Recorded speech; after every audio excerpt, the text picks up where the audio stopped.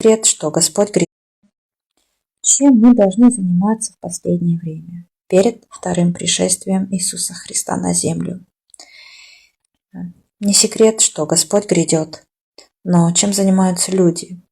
Христиане занимаются проповедью Евангелия, спасением человеческих душ и подготовкой своего сердца, ума, души для вечности с Господом. Многие люди, зная, что грядет конец света,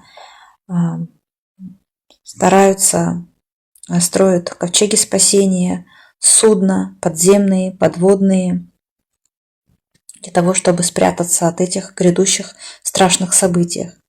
Но от Господа Бога никуда не спрячешься, где бы ты ни был, потому что Бог, Он видит человека насквозь, сердце, разум, душу.